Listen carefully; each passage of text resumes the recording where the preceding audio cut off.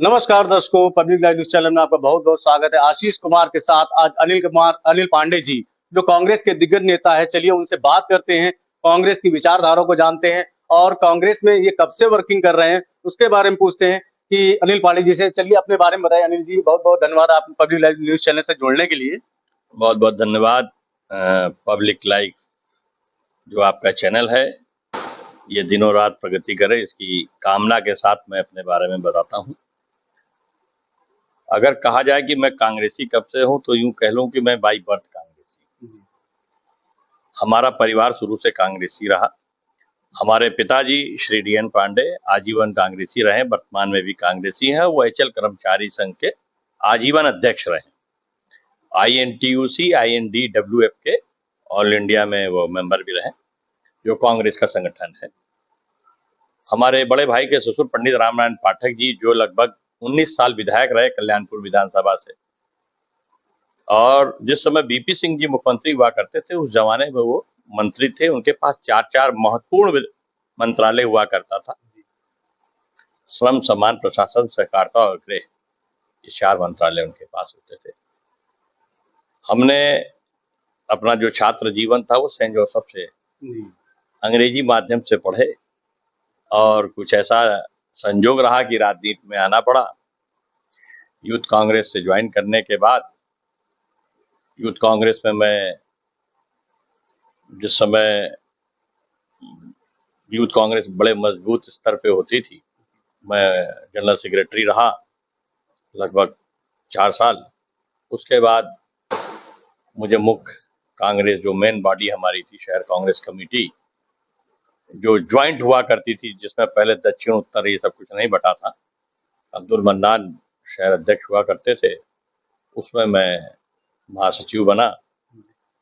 और उसी दौरान निकाय चुनाव हो रहा था। फजले मसूद साहब मरहूम अब हमारे बीच में नहीं है, वो हमारे बड़े मार्गदर्शक रहे। उन्होंने मुझे स्क्रूटनी कमेटी एक बनाई, जिसका मुझे चेयरमैन बनाया था, निकाय चुनाव कमेटी का। एक समय में जिस समय हमारी सांसदी थी शिवप्रकाश जी के तौर पे, फिर उसके बाद 2 टर्म मंत्रिमंडल भी रहा शिवप्रकाश जी के पास, तो काफी कुछ मैं उनके साथ रहा और शहर के हित के लिए हम लोगों ने मिलकर काम किया। 2014 से कांग्रेस जो है कानपुर नगर में दो लोकसभाएं पड़ती हैं, एक अकबरपुर लोकसभा, एक कानपुर नगर लोकसभा।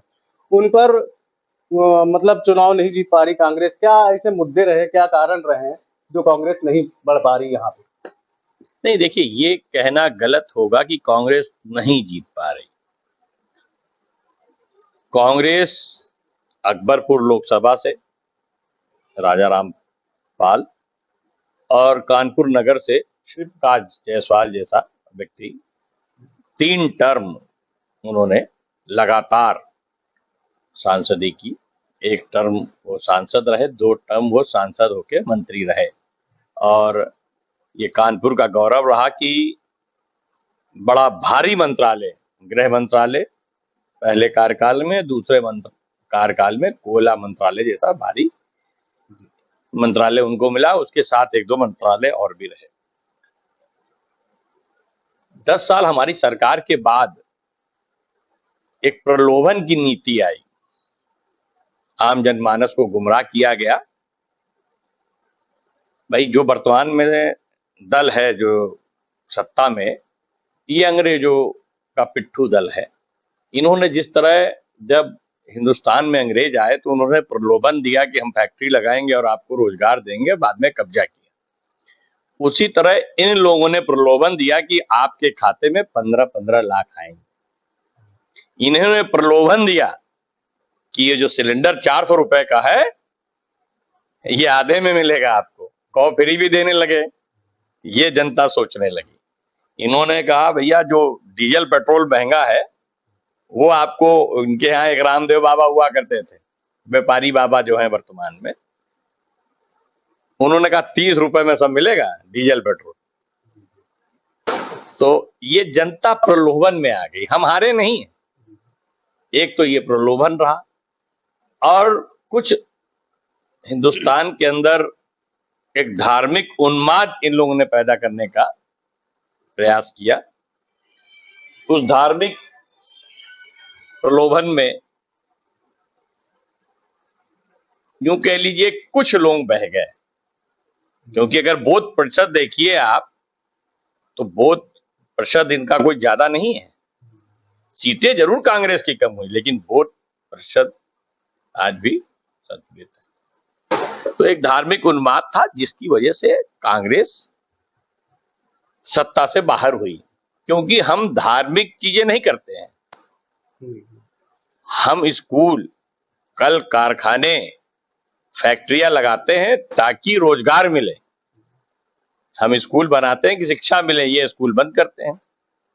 हाँ, हमने ये जरूर किया कि जिस समय पंडित जवाहरलाल नेहरू जी को ये देश आजादी के बाद मिला था, तो सोचने वाली स्थिति है कि उस समय क्या था ये किसी से छुपा नहीं है, लेकिन उस व्यक्ति का बड़ा विजन था कि आज हिंदुस्तान के अंदर भाखड़ा नागल बांध, IIT, एम्स, तमाम ऐसी संस्थाएं उन्होंने लगाई, चाहे रेल हो, सेल हो, भेल हो, जिसको आज ये बेच रहे हैं। जो PSUs जो उन्होंने बनाए, ये जवाहरलाल की देन है। इनके 9 साल के कार्यकाल में आप देख लीजिए क्या बनाया इन्होंने। बनाया नहीं, क्या बेचा इन्होंने। इन्होंने बेचने का काम किया। तो ये इनकी नीति है, और कुछ क्षणिक जनता गुमराह हुई, लेकिन आज की तारीख में जनता जान चुकी है कि ना उनको 15 लाख मिलने हैं, ना उनको सिलेंडर सस्ता मिलना है। आप देख लीजिए, इसी हिंदुस्तान के अंदर जब आदमी वयोवृद्ध हो जाता है तो हमारी सरकार द्वारा एक प्रबंध किया गया था कि रेलवे में वृद्ध लोगों को आरक्षण मिलेगा, छूट। किसी चीज का उत्थान होता है तो उसका पतन होता है, और जो पतन के बाद आता है फिर होता है। हम तो 70 साल चला ले गए, ठीक। ये कहते हैं 70 साल, हमने 70 साल चलाया। आप 9 साल में फिसकुर फेंक दियो। कितने बड़े अर्थशास्त्री कि आप 2000 का नोट लाए, बोले इससे जमाखोरी नहीं होगी। 7 साल में 2000 का नोट बंद करने लगे। हमने भी नोट बनाया था 500 का और 1000 का। एक नहीं 100 बार आप अपने पैंट की जेब में, अक्सर हो जाता है कि आप जेब में रखे हो, घर वाली धो देती है। एक नहीं 100 बार धो दीजिए, नोट खराब होता था। तो ये क्वालिटी बताती है कि क्वालिटी थी हम लोगों में, इनमें क्वालिटी है ही नहीं। इनका एक बार नोट धो दीजिए, काम खत्म। चलिए, और कुछ प्रश्न पूछना चाहता हूं कि जो आने वाले चुनाव है लोकसभा, उसकी कांग्रेस क्या तैयारियां कर रही है आने वाले समय के चुनाव के लिए? चलिए बताइए, इसके बारे में कुछ बताइए। देखिए, हमारा एक गठबंधन बना है इंडिया, जिसका इन लोगों ने, आपने देखा, बड़ा विरोध किया कि इंडिया इंडिया इंडियन शब्द नहीं है, हिंदुस्तानी शब्द नहीं। Startup India, stand up India, make in India, और एक तो ये सेंट्रल विस्टा है भैया। क्या है वो, अंग्रेजी शब्द है कि इनकी कोई डिक्शनरी है जिसमें सनातनी शब्द ढूंढ के लाए?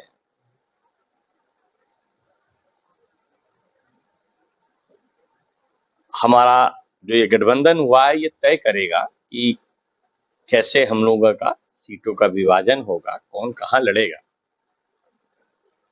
मेरा मानना है कि ये कांग्रेस कानपुर की जो सीट है नगर की, अगर बंटवारा होगा तो हो सकता है देहात उधर चला जाए गठबंधन में, लेकिन नगर की सीट कांग्रेस को मिलेगी। इसलिए कि इसके पहले के चुनाव में भी आप देख लीजिए,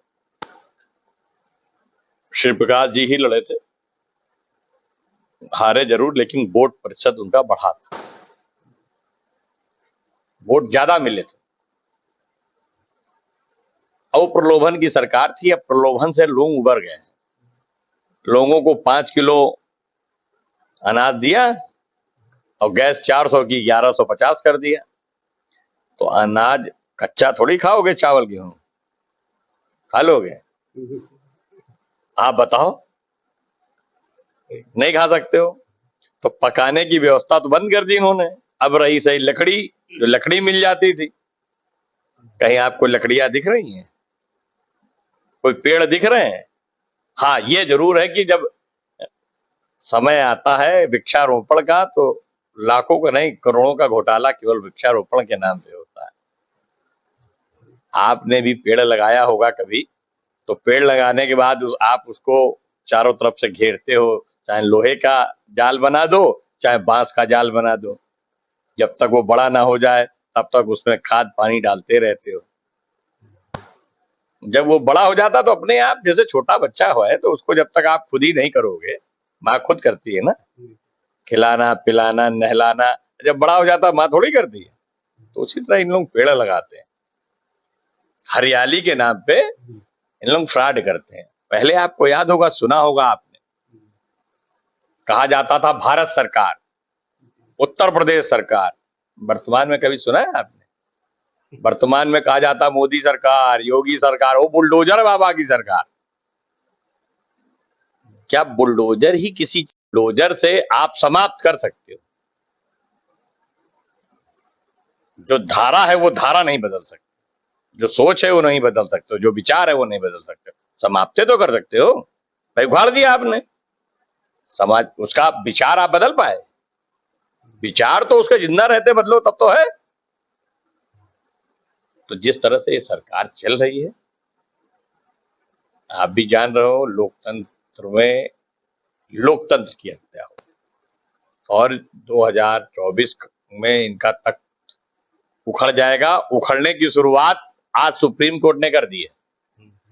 सुप्रीम कोर्ट ने जो राहुल जी के मद में जो डिसीजन दिया है, क्योंकि थोड़ा बहुत मैं भी वकालत के बारे में जानता हूँ, वकील वकालत पढ़ी, कोई भी केस में, कोई भी कन्विक्शन में जो सजा होती है वो पूर्णतः नहीं दी जाती। 2 साल की इसकी अधिकतम सजा है, और क्या कारण था कि 2 साल की अधिकतम सजा हुई, इसी पे सुप्रीम कोर्ट ने अपना निर्णय दिया। कुछ तो कारण है, कुछ तो सोच है। सुप्रीम मतलब बड़ा।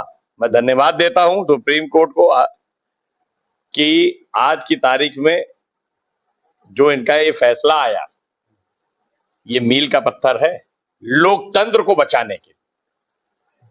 जो हमारे गणतंत्र की हत्या हो रही है उसको बचाने के लिए ये सबसे बड़ी मील का पत्थर होगा। इसके लिए देश सदैव आभारी रहेगा। और सूत्रों से पता चला है कि आप लोकसभा चुनाव भी लड़ने जा रहे हैं, क्या ऐसा कुछ है विचार क्या आपका? देखिए, मैं अकबरपुर लोकसभा से टिकट मांग रहा हूँ, विधानसभा महाराजपुर मांग रहा था लेकिन मुझे मिली नहीं, जबकि जो सिचुएशन थी वो मेरे बड़े अनुकूल थी। ब्राह्मण प्लस पूर्वांचल पे मैं टिकट मांग रहा था, महाराजपुर ब्राह्मण बाहुल और पूर्वांचल बाहुल क्षेत्र, टिकट नहीं मिली। वो यही सब कुछ कमियां रही जिसकी वजह से कांग्रेस का ये डाउनफॉल है। अकबरपुर लोकसभा के लिए मैं दावा कर रहा हूं। मैं दावेदारी यहाँ नहीं करूंगा, दिल्ली में करूंगा, यहाँ करने का कोई मतलब नहीं है। मेरा दावा है, और अगर पार्टी टिकट देगी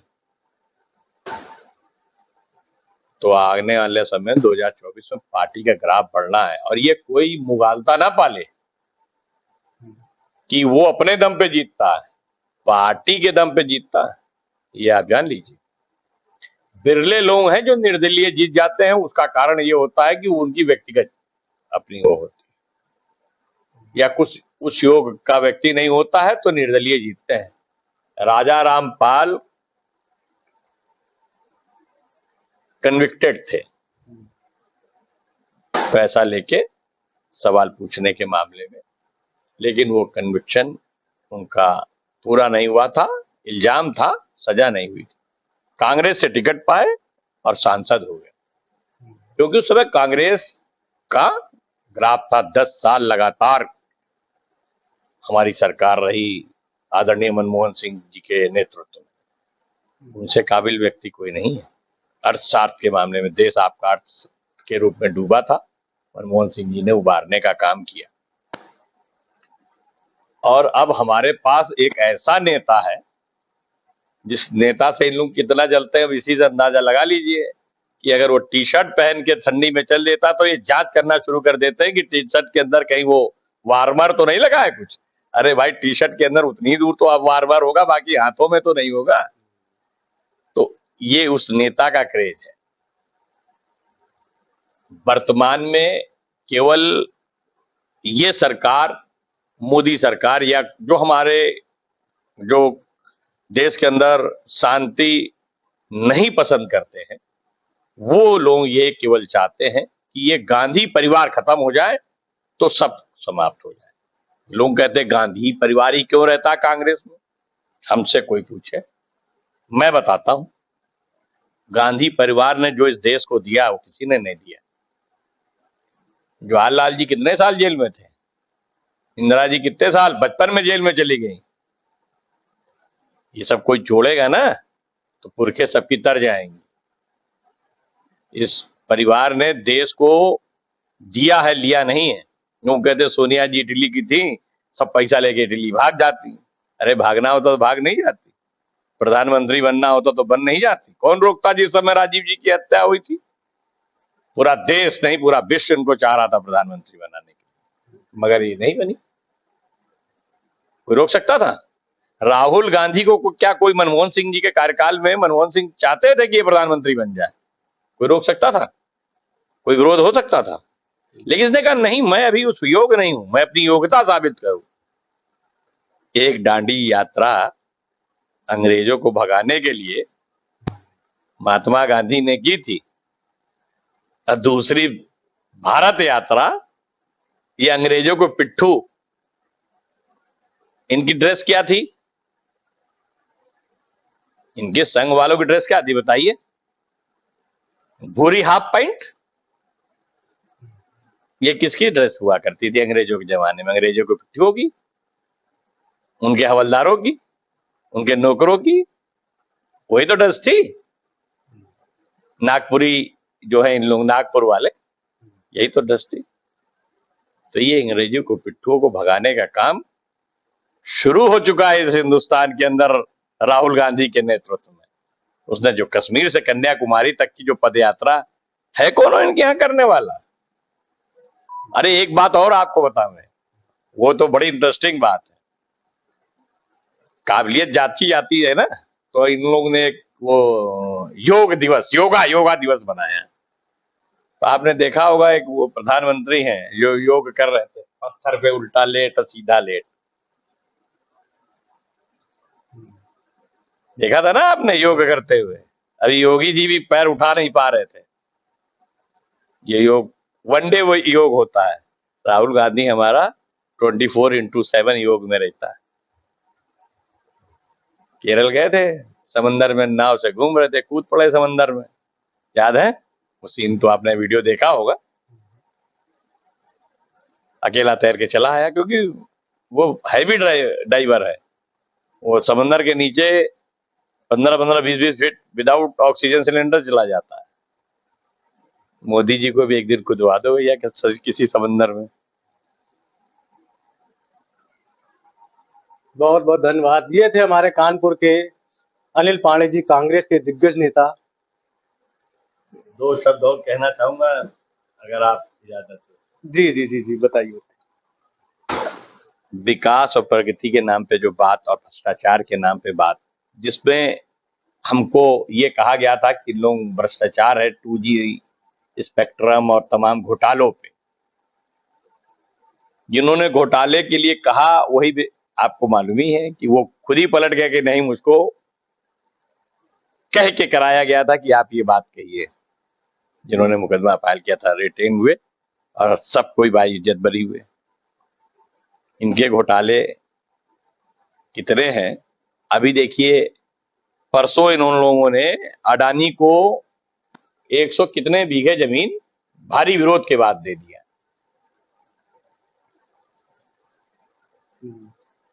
करीब करीब सब कुछ बेचे दे रहे हैं उन्हें। राफेल घोटाला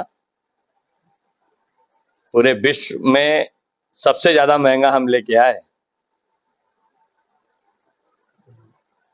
तो जो बड़ा वाला जहाज चलता है ना, उसी में बड़े बड़े घोटाले होते हैं। ये है मोदी सरकार, ये भारत सरकार नहीं है। जिस दिन ये भारत सरकार होगी, जिस दिन राहुल गांधी प्रधानमंत्री होगा, तब भारत सरकार कही जाएगी। और आप लोग यकीन जानिए, मैं वैसे मीडिया का बड़ा हितैषी हूँ, मीडिया ही हमारा चौथा स्तंभ है, लेकिन मीडिया वालों को ऐसा भी नहीं होना चाहिए, जिसे गोदी मीडिया आजकल कहा जाता है, जो ये बता दे कि 2000 में चिप लगी है, 2000 के नोट में। आप वाले में किसी में थी कि नहीं, ट्रांसमिशन में कुछ मिला? 2000 के नोट में चिप है, संभाल के रखिएगा। विकास इतना था कि 7 साल में बंद करना पड़ा, चिप वापस लेनी पड़ी। चिपे तो वापस लिया आपने, 2000 का नोट। अब भाई उनको प्रधानमंत्री जी ने कहा कि वित्त मंत्री जी ने कहा जो कुछ खाती नहीं, कुछ पीती नहीं, उन्होंने कहा कि बताओ कि भैया इसमें 2000 की नोट में चिप है। किसने कहा? मगर कहा आपके चैनल वालों ने। मेरा गुजारिश है आपसे, आपकी रिपब्लिक का जो ये चैनल है, पब्लिक लाइफ का, इसको रिपब्लिक के लिए बनाइए। हर आम जनमानस की बात इससे उठाई, गोदी मीडिया मत बनिए। यकीन जानिए, आप लोग के माध्यम से ही ये देश जागेगा। पहले आपको याद होगा, पत्रकार गणेश शंकर विद्यार्थी जैसे लोग लिखते थे तो आजादी का आंदोलन शुरू हो जाता था। आप वो बनिए, और हमारी शुभकामनाएं आपके साथ है। आपका चैनल दिन रात प्रगति करे। पुनः एक बार मैं बधाई देता हूं आपके चैनल के माध्यम से, और मैं चाहूंगा इसको जरूर आप